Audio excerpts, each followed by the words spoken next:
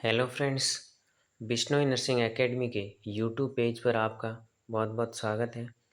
अपन ने इससे previous video के अंदर एंटी हाइपरटेंसिव ड्रग्स का क्लासिफिकेशन, देन उसमें डायूरेटिक्स ड्रग्स, उसके बाद कैल्शियम चैनल और एसी इनहिबिटर ड्रग्स अपन ने पढ़ी।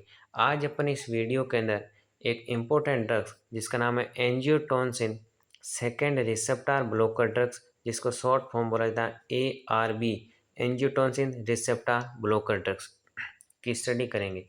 इस जो ड्रग्स होती हैं, ये ड्रग्स रास इनहिबिटर के अंदर आती है। रास इनहिबिटर के अंदर इसीलिए इस ड्रग्स को इंक्लूड किया गया है क्योंकि इस ड्रग्स का जो क्लासिफिकेशन है वो रास इनहिबिटर में आता है, क्योंकि इसका जो मैकेनिज्म ऑफ एक्शन है वो रास सिस्टम से रिलेटेड है। रास सिस्टम से रिलेटेड है क्योंकि रास सिस्टम नाम से लग रहा है angiotensin second receptor. It means ऐसी ड्रग्स जो एंजियोटेंसिन सेकेंड के जो रिसेप्टर है उसको ब्लॉक करे। तो ऐसी ड्रग्स जो एंजियोटेंसिन सेकेंड के रिसेप्टर को ब्लॉक करे तो वो ड्रग्स कहलाएगी एंजियोटेंसिन सेकेंड रिसेप्टर ब्लॉकर। और अपन जानते हैं एंजियोटेंसिन सेकेंड जो होता है वो रास सिस्टम के अंदर बनता है। एंजियोटेंसिन सेकेंड सबसे पहले रास सिस्टम के अपन है, अगर पूर्णतः उसका वीडियो देखा जाए तो उसके अंदर क्या होता है एंजियोटेंसिन। एक बार ओवरव्यू देख रहा हूँ क्योंकि रास सिस्टम का वीडियो इसके प्रीवियस के अंदर डाल रखा है। तो एंजियोटेंसिन जब सबसे पहले जब रेनिन आता है किडनी के पास से, तो सबसे पहले वो लीवर के अंदर सीक्रेट होने वाले एंजियोटेंसिनोजन को एंजियोटेंसिन फर्स्ट के अंदर कन्वर्ट करता है। फर्स्ट जो होता है वो देन उस एंजियोटेंसिन सेकेंड को में कन्वर्ट करता है। एंजियोटेंसिन सेकेंड में कन्वर्ट करने के लिए यहाँ पे ACE एंजाइम्स रेस्पॉन्सिबल होता है जो लंग्स के थ्रू आता है। और अब यहाँ पे जो बनता है एंजियोटेंसिन सेकेंड, अब ये एंजियोटेंसिन सेकेंड जो होता है वो एक हार्ट पे काम करता है, देन उसके बाद में एड्रिनल ग्लैंड पे काम करता है। तो अब यहाँ पे जो हार्ट है, इस हार्ट के ऊपर यहाँ पर इस एंजियोटेंसिन के रिसेप्टर प्रेजेंट होते हैं। उन रिसेप्टर के साथ में जाकर के ये एंजियोटेंसिन सेकेंड बाइंड होगा। जब उस रिसेप्टर के साथ में बाइंड होगा फिर उसके हार्ट की क्या करेगा, मायोकार्डिक एक्टिविटी को इंक्रीज करेगा, देन हार्ट रेट को इंक्रीज करेगा एंड देन उसके कार्डियक आउटपुट करेगा। इनडायरेक्टली मैं कह सकता हूँ कि जो ब्लड प्रेशर है उसको इंक्रीज करेगा जब एंजियोटेंसिन सेकेंड हार्ट के रिसेप्टर से जाकर के बाइंड होगा। जब हार्ट के रिसेप्टर के साथ जाकर के बाइंड होगा तो इनडायरेक्टली वो क्या करेगा, हार्ट की कॉन्ट्रैक्टिलिटी पावर को इंक्रीज करेगा और देन उसकी ब्लड प्रेशर को बढ़ाएगा। और एंजियोटेंसिन सेकेंड जब एड्रिनल ग्लैंड पे जाएगा तो वहाँ पे एल्डोस्टेरोन को हार्मोन को सीक्रेट करेगा। और एल्डोस्टेरोन जो हार्मोन है वो वाटर और सोडियम का रीएब्जॉर्प्शन कराएगा। वाटर और सोडियम का रीएब्जॉर्प्शन इट मीन्स जो यूरिन जो फिल्ट्रेशन हो रहा था, जो ब्लड फिल्ट्रेशन हो रहा था यूरिन के थ्रू बाहर निकल रहा था, उनमें से जो ट्यूबुल्स पार्ट है उन ट्यूबुल्स पार्ट से वाटर का वापस से बॉडी के अंदर रीअपटेक करवाएगा। तो रीअपटेक कराएगा तो बॉडी के अंदर फ्लूइड की अमाउंट बढ़ जाएगी और जब फ्लूइड की अमाउंट बढ़ जाएगी तो डायरेक्टली बॉडी के अंदर क्या हो जाएगा, हाइपरटेंशन की कंडीशन हो जाएगी जब एंजियोटेंसिन सेकेंड जो है वो एक्टिवेट होगा। लेकिन अपन अब ऐसे ड्रग्स यूज करेंगे जो इन रिसेप्टर के साथ में जब बाइंड हो रहा है, जब एंजियोटेंसिन इस हार्ट के रिसेप्टर के साथ में जाकर के बाइंड होके बाद में ये ब्लड प्रेशर को इंक्रीज करवा रहा है, तो अपन इन रिसेप्टर को ब्लॉक करने वाली ड्रग्स यूज करेंगे यानी angiotensin second receptor blocker. It means ऐसी ड्रग्स जो इन रिसेप्टर को ब्लॉक करे। अगर इन रिसेप्टर को ब्लॉक करेगी तो इन हार्ट के साथ में वो अपना एक्शन शो नहीं करेगा। तो ये अब हार्ट के साथ में एक्शन क्या करता, वो ब्लड प्रेशर को बढ़ा रहा था। अब अपन ने ऐसी ड्रग्स दे दी जो ब्लड प्रेशर को नहीं बढ़ाएगी क्योंकि ये रिसेप्टर के साथ बाइंड नहीं होगा, तो ये ब्लड प्रेशर को कम करवाएगी ये ड्रग्स। और जो यहाँ पे वाटर और सोडियम का जो रीअब्जॉर्प्शन हो रहा था वो अब नहीं होगा क्योंकि इनके पास में जुड़ने के लिए जो रिसेप्टर थे वो अपने ब्लॉक करवा दिए। तो ये वाटर और सोडियम का रीअब्जॉर्प्शन भी नहीं होगा। तो रीअब्जॉर्प्शन नहीं होगा तो वाटर ज़्यादा से ज़्यादा यूरिन के थ्रू बाहर निकल जाएगा। तो अब इस प्रकार से इसकी मैकेनिज्म ऑफ एक्शन होती है कि इस प्रकार से एक्शन करता है क्योंकि ये सारा एक्शन कहाँ से निकल के आता है, रास सिस्टम से। इसीलिए इस ड्रग्स को रास इनिबिटर की कैटेगरी के अंदर एंटी हाइपरटेंसिव ड्रग्स के क्लासिफिकेशन में रखा गया है।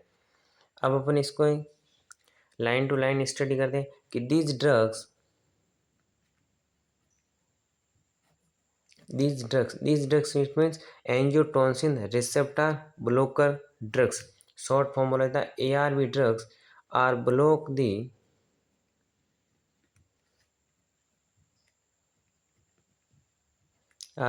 the action of angiotensin second. ये क्या करेगी, एंजियोटेंसिन सेकेंड के जो एक्शन है उसको ब्लॉक करेगी। अब ये किसके लिए रेस्पॉन्सिबल होता है, तो which is responsible for the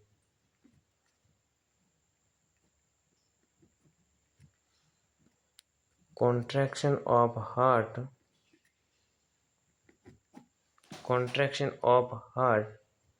and water and sodium reabsorption by the adrenal gland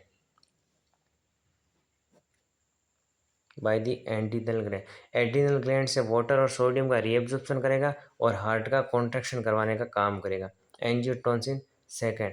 अब क्या होगा, एंड इट्स कैसे करेगा कि इनके रिसेप्टर के साथ बाउंड होकर के and it's bind with receptor, इन रिसेप्टर के साथ में बाइंड होकर के अपनी एक्टिविटी को शो करेगा। अब ये जो ड्रग्स देंगे वो ड्रग्स क्या करेगी, इन रिसेप्टर को ब्लॉक कर देगी। तो ARB drugs, ARB means angiotensin receptor blocker drugs are bind with its receptor, इन रिसेप्टर के साथ में बाइंड हो जाएगी एंड डिक्रीज दी या फिर ब्लॉक दी, पूर्णतः ब्लॉक भी कर देगी and block the action of angiotensin second के जो फंक्शन है उनको ब्लॉक कर देगी जब ये ड्रग्स इनके रिसेप्टर के साथ में बाइंड हो जाएगी। अब ये रिसेप्टर कहाँ प्रेजेंट होते हैं, तो दीज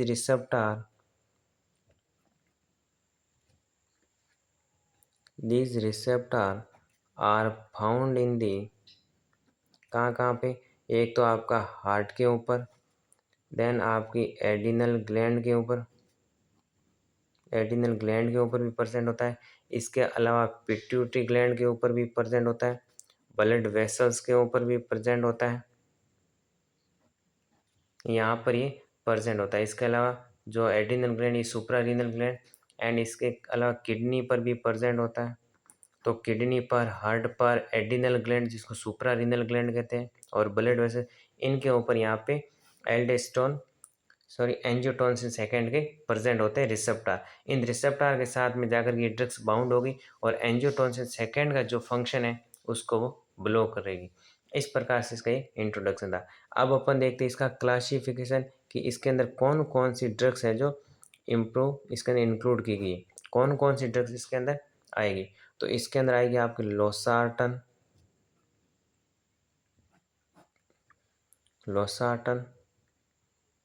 वालसार्टन,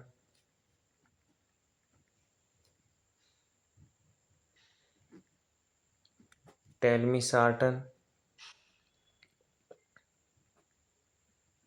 इर्बेसार्टन,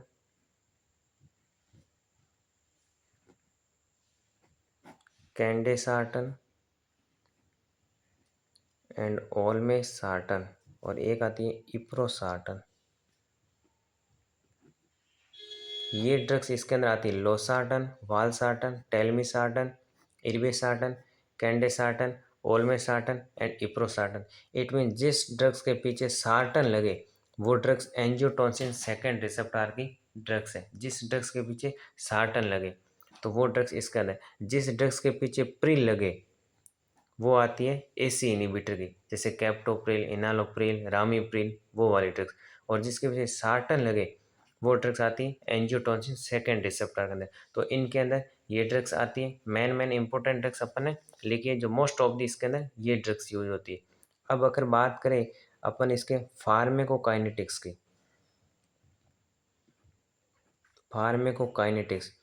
फार्मेकोकाइनेटिक्स के अंदर बात करूँ मैं तो सबसे पहले जो ARB ड्रग्स होती हैं वो हाईली प्रोटीन बाउंड ड्रग्स होती हैं।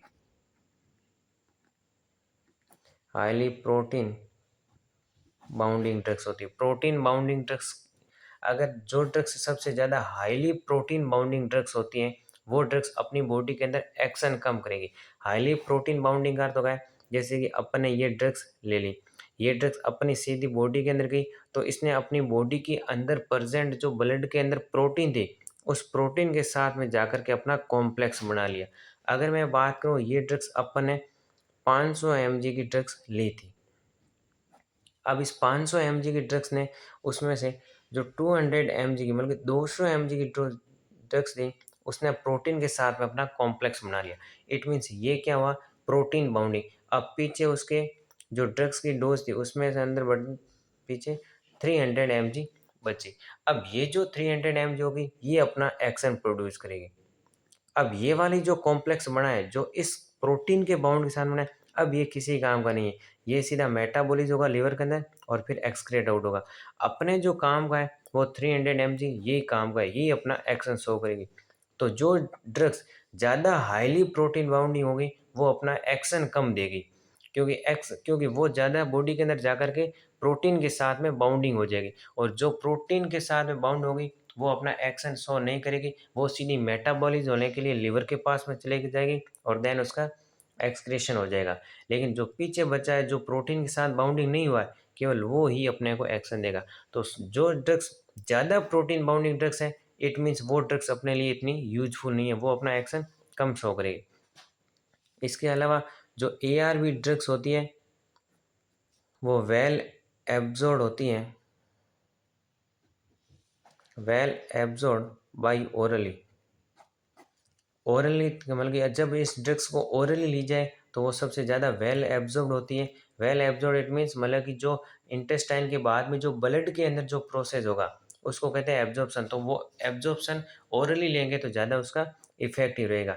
इसके अलावा इसका जो मेटाबॉलिज्म होता है वो लिवर के अंदर होता है। मोस्ट ऑफ दी सभी ड्रग्स का मेटाबॉलिज्म लिवर में होता है। और एक्सक्रीशन की बात करूँ तो वो यूरिन के थ्रू होगा, यूरिन के थ्रू। और इसके अलावा बाइलरी सीक्रेशन के अंदर होगा, जो लिवर के द्वारा जो बाइलरी सीक्रेशन हो रहा है, जो बाइल बन रहा है उस बाइल के द्वारा इसका सीक्रेशन होगा, एक्सक्रीशन होगा वहाँ से। तो ये थी इसकी फार्मेकोकाइनेटिक्स। अब मैं इसकी बात करता हूँ थेरापुटिक यूजेस की। अब अगर इसके बात करूँ थेरापुटिक यूजेस की तो थेरापुटिक यूजेस के अंदर ये जो ड्रग्स होती है वो एंटी हाइपरटेंसिव ड्रग्स है। इट मीन्स ये ड्रग्स हाइपरटेंशन के लिए अपन दे सकते हैं। इट मीन्स जब BP बढ़ रखा हो तब अपन ये प्रोड्यूस करवाते हैं, क्योंकि ये ड्रग्स क्या करवाएगी, जो हार्ट है उसकी कॉन्ट्रैक्टिलिटी पावर को कम करेगी तो ब्लड प्रेशर कम हो जाएगा, तो इसीलिए हाइपरटेंशन के लिए यूज होती है। इसके अलावा हार्ट फेलियर वाले पेशेंट के लिए यूज होती है कि हार्ट वर्कर लोड कम करना है, हार्ट का अगर हार्ट फेल है और उस दौरान अगर हार्ट का वर्कलोड कम करना है तो अपन ये ड्रग्स यूज़ कर सकते हैं, क्योंकि ये ड्रग्स क्या करेगी, हार्ट की कॉन्ट्रैक्टिलिटी पावर को कम करेगी, क्योंकि एंजियोटेंसिन की एक्टिविटी कम कर रही है। और एंजियोटेंसिन की एक्टिविटी कम करी, एंजियोटेंसिन का काम क्या था, कॉन्ट्रैक्शन करवाना, तो उसके एक्शन को कम करेगी, मतलब कि अब हार्ट को रिलैक्स करवाएगी। तो हार्ट को रिलैक्स करवाएगी, और हार्ट अगर फेल कंडीशन में और अगर ऊपर से हार्ट को रिलैक्स हो रहा है इट मीन्स हार्ट का वर्कलोड कम कर रहे हैं, तो इसलिए अपन ये यूज कर सकते हैं। इसके अलावा MI के अंदर भी इसका यूज होता है, क्योंकि MI के अंदर भी सेम कंडीशन होती है कि हार्ट के पास में जो हार्ट के जो मायोकार्डियल टिश्यू होते हैं वो डेथ होना स्टार्ट हो जाते हैं, जिसकी वजह से अगर अगर हार्ट के टिश्यू डेथ हो गए तो हार्ट को काम कम करना कम करेगा, क्योंकि हार्ट के टिश्यू डेथ हो गए। और अगर ऊपर से अपन ये ड्रग्स दे दें तो हार्ट का है वो वर्क कम हो जाएगा।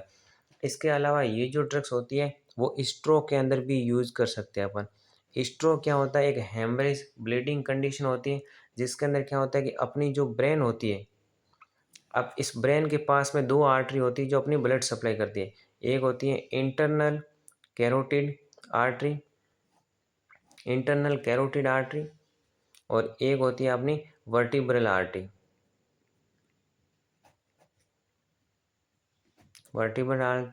और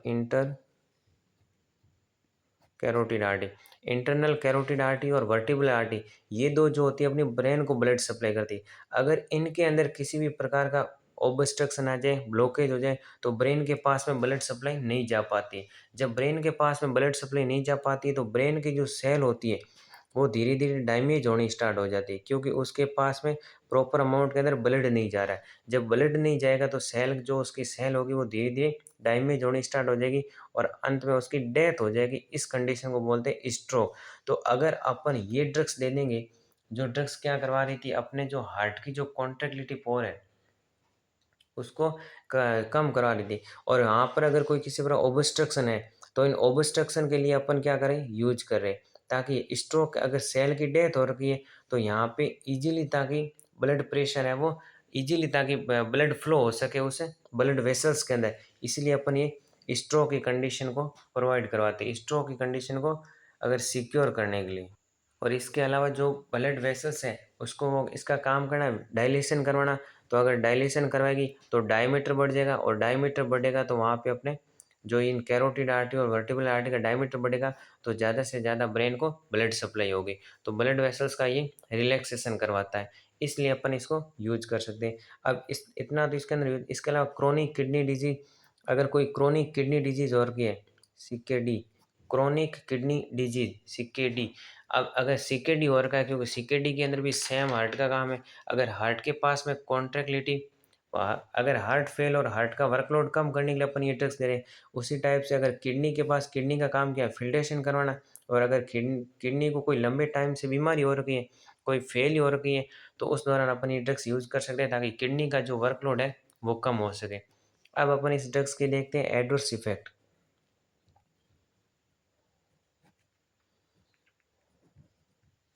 एडवर्स इफेक्ट इस ड्रग्स के क्या आते हैं? एडवर्स इफेक्ट की बात करें तो सबसे पहले हाइपर कैलीमिया होगा। हाइपर कैलीमिया क्यों होगा?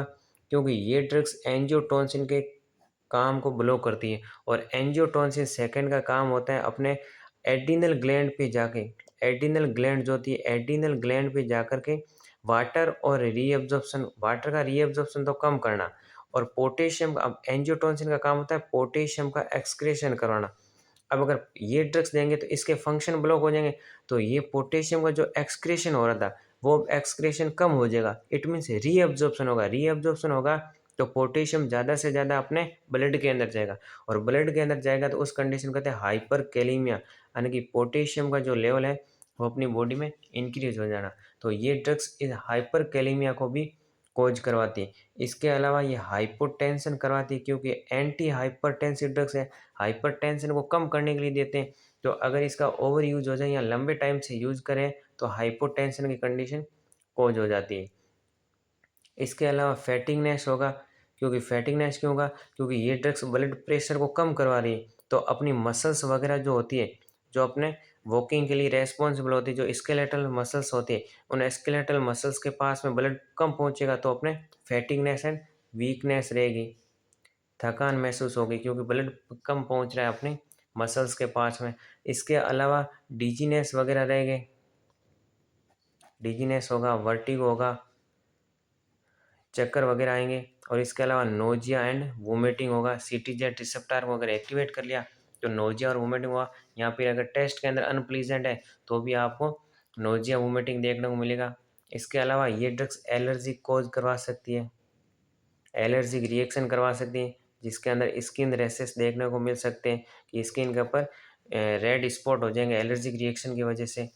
ये थे इसके एडवर्स इफेक्ट। अब अपन बात करते हैं इस ड्रग्स के कॉन्ट्रा इंडिकेशन के, कि इस ड्रग्स को कहाँ कहाँ पर अपन नहीं दे सकते, कॉन्ट्रा इंडिकेशन के रूप में इस ड्रग्स को यूज कर नहीं करते हैं। सबसे पहले तो अपन प्रेग्नेंट वुमेन के अंदर और लैक्टेटिक वुमेन के अंदर, दोनों के अंदर नहीं देंगे, क्योंकि इनके अंदर टेरेटोजेनिक इफेक्ट वगैरह करवा सकती है। प्लेसेंटा को क्रॉस करके अगर ये ड्रग्स फीटस के अंदर चलेगी तो वहाँ पे टेरेटोजेनिक इफेक्ट की वजह से फीटस का प्रॉपर ग्रोथ और डेवलपमेंट नहीं होगा। और लैक्टेटिक के अंदर क्या होता है कि कोलोस्टोमा के द्वारा, ब्रेस्ट फीडिंग के द्वारा अगर उनके पास में ड्रग्स का इफेक्ट चला गया तो वहाँ पर भी ये उसको डेवलपमेंट को है वो डिस्टर्ब करती है फीटस के। इसके अलावा अपन ये ड्रग्स कहाँ नहीं दे सकते? हाइपर कैलीमिया वाले पेशेंट के अंदर नहीं दे सकते। हाइपर कैलीमिया वाले पेशेंट को क्यों नहीं दे सकते? क्योंकि ये ड्रग्स क्या करवाती है, ये ड्रग्स अपनी बॉडी के अंदर पोटेशियम का लेवल बढ़ा रही है। अगर पोटेशियम का लेवल अपनी बॉडी के अंदर ऑलरेडी बढ़ रखा है और अपन ऊपर से अपन इस ड्रग्स को दे दी, तो पोटेशियम का लेवल और बॉडी के अंदर बढ़ जाएगा, तो उस कंडीशन को और ज़्यादा सीवियर हो जाएगी। इसीलिए अपन हाइपरकैलेमिया वाले पेशेंट के अंदर ये ड्रग्स कॉन्ट्रा इंडिकेट करते हैं। और अगर हिपेटाइटिस वाले कंडीशन के अंदर, हिपेटाइटिस वाले पेशेंट के अंदर भी नहीं होती। हिपेटाइटिस का अर्थ होता है इन्फ्लामेशन इन दी लीवर। अगर लीवर के अंदर कोई इन्फ्लामेशन हो रखा है तो उस पेशेंट को अपन नहीं यूज़ करते, क्योंकि अगर लीवर के द्वारा ये क्या होगी, लीवर के द्वारा मेटाबॉलिज्म हो गई। अगर लीवर फेल होगा तो इस ड्रग्स का मेटाबॉलिज्म नहीं होगा, तो मेटाबॉलिज्म नहीं होगा तो ये ड्रग्स एक्सक्रीशन नहीं होगी, क्योंकि मेटाबॉलिज्म का प्रोसेस क्या है कि जो अपनी ड्रग्स लिपिड सोल्यूबल थी उसको वाटर सोल्यूबल के अंदर कन्वर्ट करके फिर बॉडी से एक्सक्रेट आउट करवाना। तो हिपेटाइटिस वाले पेशेंट के अंदर लीवर डैमेज है तो मेटाबॉलिज्म नहीं होगा, तो मेटाबॉलिज्म नहीं हो तो लिपिड सोल्यूबल वाटर सोल्यूबल में कन्वर्ट नहीं होगी, तो उस ड्रग्स का एक्सक्रेशन नहीं होगा, इसीलिए इस वाले पेशेंट को अपन यूज नहीं करेंगे। इसके अलावा अगर सीवियर हाइपोटेंशन है, सीवियर हाइपोटेंशन है तो उस वाले पेशेंट को भी यूज नहीं करना है, क्योंकि ऑलरेडी ये ड्रग्स क्या करवाती है, एडवर्स इफेक्ट के अंदर देखा था अपने, हाइपोटेंशन करवाती है। और अगर ऊपर से अपन ने ये drugs they the, severe hypotension वाले पेशेंट को दे दी, तो से उसका ब्लड प्रेशर है वो और फॉलिंग हो जाएगा, इसीलिए अपने उसको भी नहीं देना।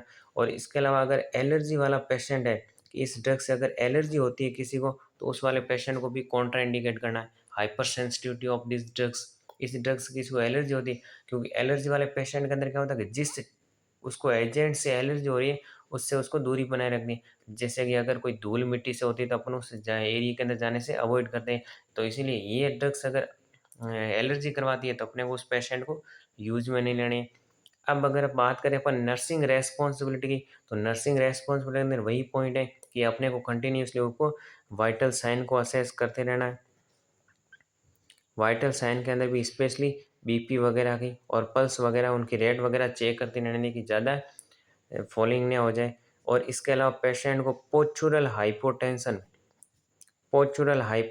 के बारे में उसको अवॉइड करना है कि अगर आप पेशेंट सुपाइन पोजीशन में तो सडनली आपको सिटिंग पोजीशन में नहीं जाना है, क्योंकि एकदम स्टैंडिंग पोजीशन में भी नहीं जाना है, क्योंकि उस दौरान आपका बीपी है वो फॉलिंग हो जाती है बहुत ज़बरदस्त से, इसलिए उस चीज़ को अपने को अवॉइड करना है। और हाइपर कैलीमिया को कंटिन्यूसली मैनेज करना, जो कि पोटेशियम का लेवल है वो बॉडी के अंदर अपने को मॉनिटर करते रहना है कि ज़्यादा पोटेशियम का लेवल अपनी बॉडी के अंदर नहीं हो जाए।